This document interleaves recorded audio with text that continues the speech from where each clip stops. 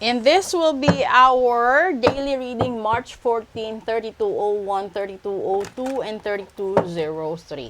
Panoorin nyo yung healthy reading natin at interesting po yan. Kasi isa yan sa epekto ng February Love Month na mga tao na naritual. No? Tingnan natin dito. Una, sabi ko na, that's supernatural powers. Pangalawa, there is the community. And pangatlo, patience. Okay, so 'di ba sa mga tao na kalimitan nagmamahal ng wagas, mga tao na martyr, mga tao na walang ibang gusto kundi mahalin lang din sila at alagaan. Kaso yung problema, lagi, kung mahal ka ba ng mahal mo. Dahil posible na yung mahal mo ay may mahal ng iba at hindi niya kayang tapatan kung ano man yung kaya mong ibigay o ipadama sa kanya dahil yung turing niya sa'yo, it's either kaibigan, kaklase, katrabaho, or posible parang kapatid or kabarkada lang. Ito yung pinakamasakit, diba? And hindi naman maiiwasan, may mga tao na napapahiya, nabubuli dahil sa sobra nilang pagmamahal. Alam mo yung tao na wala namang ibang gusto kundi ipakita sa'yo kung gaano ka ka-importante sa kanya, and then dumating sa punto na sa sobrang inis mo, pinapahiya mo siya sa harap ng tao. Alam nyo ba na kapag ganun yung ginagawa nyo, pinapahiya nyo yung manliligaw nyo or yung nililigawan nyo or yung nagkakagusto sa inyo, doon sila nagkakaroon ng idea na ipakulam ka, ipagayuma ka, ipabarang ka, or isumpa ka gamit yung supernatural powers at saka yung strength ng community. At naghihintay lang sila ng pagkakataon makaganti sa inyo. Ngayon, hindi mo sila masisisi kasi kung ikaw yung tipo ng tao na halimbawa lalaki, 'di ba? May lalaking nanligaw sa iyo. Tapos hindi mo siya gusto. Dapat pakiharapan mo, kausapin mo ng masinsinan na hindi mo dinadaan sa pagpapahiya sa harap ng community or sa harap ng kabarkada niya, sa harap ng ano, kasi kakantsawan yun eh. Ganon din sa mga kalalakihan. Kung may babae na hahabol-habol sa'yo, nagpapakita ng motibo, yung gagawin mo lang naman is kausapin mo siya. Diba? Na one-on-one, wag mo siyang ipahiya sa mga kaibigan niya na hindi, wag mo ipamukha na hindi mo siya gusto dahil iba yung gusto mo. Kasi, bago ka magmahal ng tao, dapat may respeto ka. Hindi rin kailangan na mahalin mo lahat.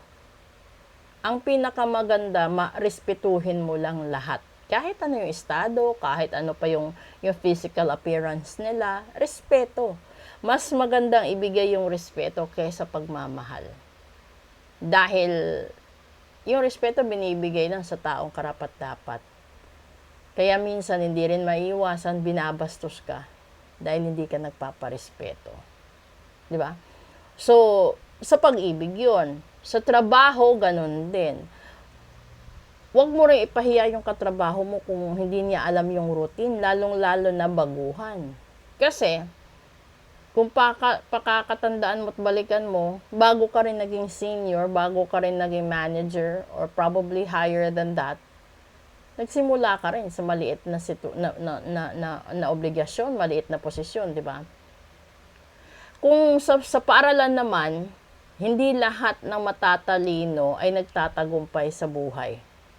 Dahil daig pa ng madiskarte na tao ang matatalino.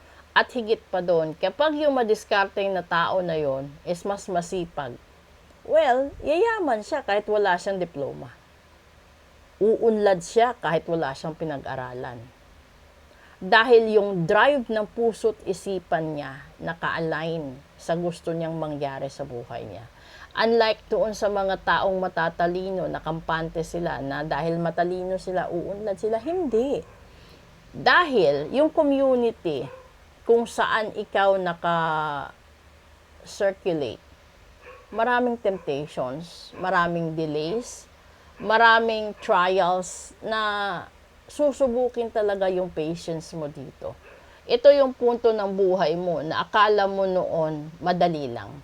Pero hindi lang kapwa-tao mo ang kakompetensya mo. Dahil there are supernatural powers that may or may not na ma-encounter mo. Pero alam mo, makikita mo yung supernatural powers kapag yung tao sobrang galit na sa'yo. Makikita mo yung effect ng supernatural powers kapag yung tao hindi ka na kayang tiisin. Kasi doon na talaga sila pupunta di ba? Katulad din ng problema sa buhay, financial problem. Kapag hindi mo na kayang lusutan lahat ng utang, hindi mo na kayang bayaran lahat ng bills, yung gagawin ng iba kasi nagpaparitual sila financially. Yung iba naman, marami pang pera, pinaparitual na nila para hindi maubos. At yung iba, nagpaparitual sa pera para marami pang lumabas na sources of income. Kaya kung kayo, yung problema nyo is pera, iparitual nyo.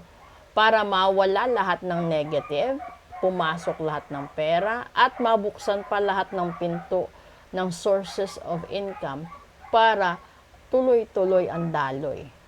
Yun. So, hindi mo kailangang mabankrupt muna, hindi mo kailangang malubog sa utang bago mo iritual ang finances mo. Kung may maganda kang trabaho, iparitual mo na ma-maintain ka dyan, na hindi ka matanggal dahil sa mga sipsip. Kung meron kang ini-aim na promotion, iparitual mo para makuha mo yung promotion. Kung nag-a-apply ka ng visa, nag-a-apply ka ng trabaho, iparitual mo. Para walang harang. Kung nasa trabaho ka na DH ka na, or nasan ka man nagtatrabaho, iparitual mo yung amo mo na hindi kayang siraan ikaw ng kapwa-tao. Kasi kapag DH ka, kalimitan, sinisiraan ka ng ibang tao, no, kapwa mo din Pinoy. Yun yung hindi natin maidi-deny. Marami akong client na ganyan, na nagpaparitual sila, maliban doon na maging mabait yung amo nila sa kanila, is nagpaparitual sila para hindi sila pakialaman ng kapwa Pinoy nila para matanggal sa trabaho. Kasi may mga ganun din. And then yung iba naman, pinaparitual yung finances nila. Yung iba, pinaparitual yung pamilya nila para hindi rin maantawag doon. Yung mga pinapadala nilang pera, hindi rin mapunta sa walang kwenta. Yung mga pasaway na anak, pinaparitual. Yung pasaway na asawa, pinaparitual. So, mas maganda ka sa yung advance ka mag-isip. Kaysa aantayin mo pang lumala ang problema bago mo ipagawa. Okay? Lalong-lalo na ngayon, papasok ang Semana Santa. Lahat ng gaganti, talagang gaganti yan. At naghahanda sila lagi ng pera para dyan. Okay? So, proceed tayo sa special episode. Magandang hapon po sa inyo lahat.